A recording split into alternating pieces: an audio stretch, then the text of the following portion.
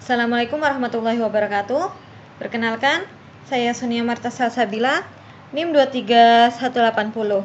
Di sini saya akan menjelaskan mengenai tugas praktikum modul 8. Kita langsung mulai. Yang pertama di sini dev create DQ. Di sini fungsi ini untuk membuat dan mengembalikan sebuah DQ yang diinisialisasi sebagai daftar kosong.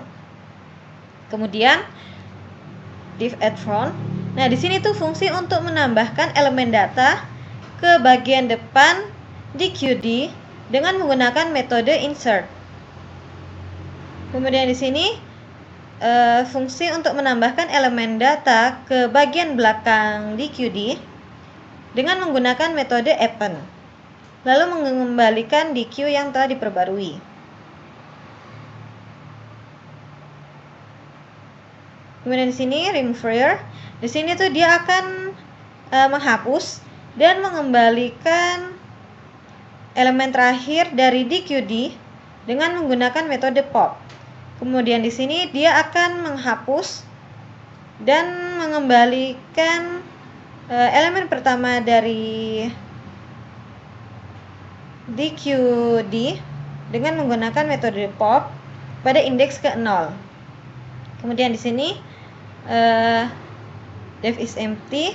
Di sini tuh dia akan fungsi untuk memeriksa apakah DQD kosong dengan membandingkan D dengan daftar kosong. Kemudian dev size ini dia akan mengembalikan ukuran DQD dengan menggunakan fungsi len. Kemudian di sini kita membuat struktur graph-nya dengan menggunakan dictionary. Kemudian kita buat fungsi BFS path. Nah, fungsi ini itu untuk mencari semua jalur dari simpul mulai ke simpul tujuan. Kemudian di sini Q sama dengan create DQ. Nah, di sini tuh kita membuat DQ kosong Q untuk menyimpan simpul yang akan dikunjungi.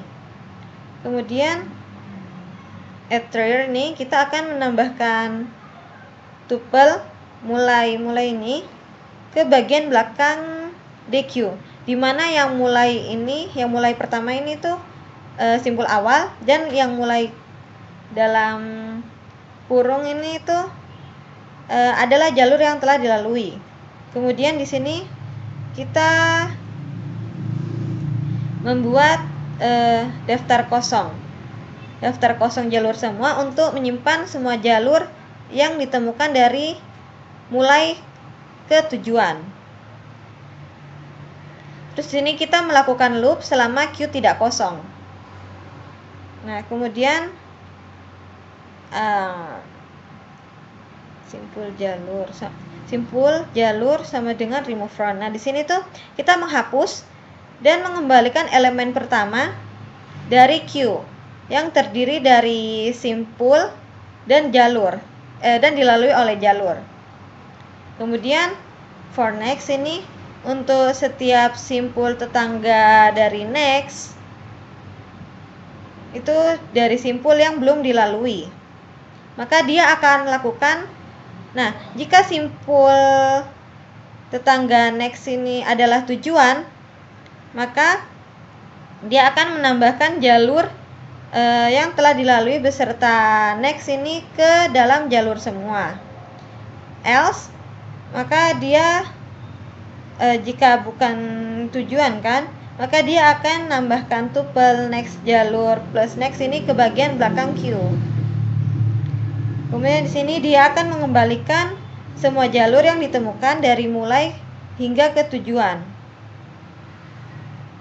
Kemudian ini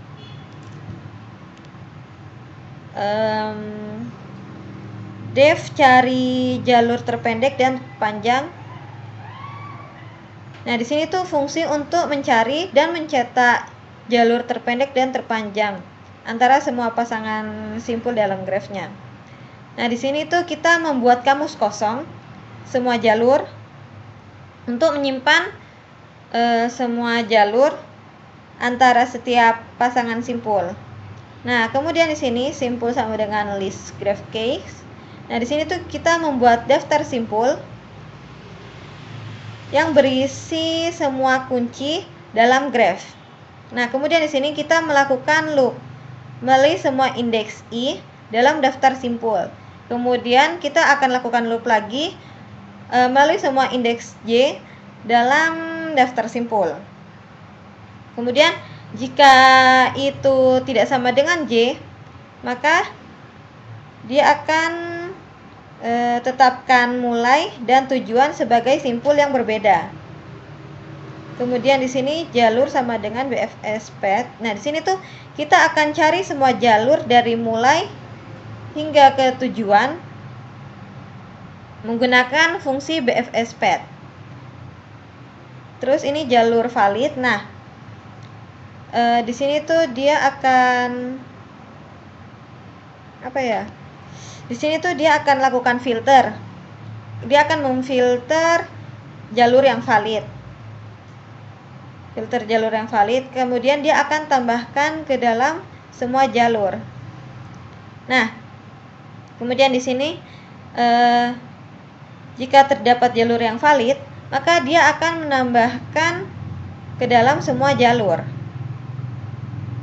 Kemudian di sini kita buat sebuah loop melalui semua pasangan mulai dan tujuan dan jalurnya dalam semua jalur. Kemudian di sini jalur terpendek. Nah, di sini tuh dia digunakan fungsi ini tuh untuk Di sini tuh jalur terpendek ini digunakan untuk cari jalur terpendek dari jalur. Dan jalur terpanjang ini untuk cari jalur terpanjang dalam jalur. Nah, kemudian ini print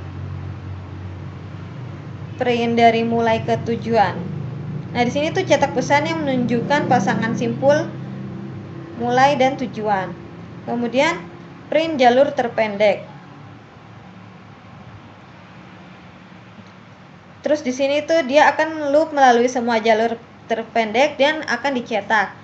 Kemudian di sini yang print jalur terpanjang, for J in jalur terpanjang. Nah, di sini tuh dia akan loop melalui semua jalur terpanjang dan akan mencetaknya. Nah, untuk outputnya sendiri akan begini. Seperti yang kita lihat di gambar, jalur terpendek A ke B itu A dan B kan. Nah, untuk jalur terpanjangnya sendiri itu ada A ke D dulu, ke C baru ke B. Lalu ada A D E C, ada A D E B, kemudian ada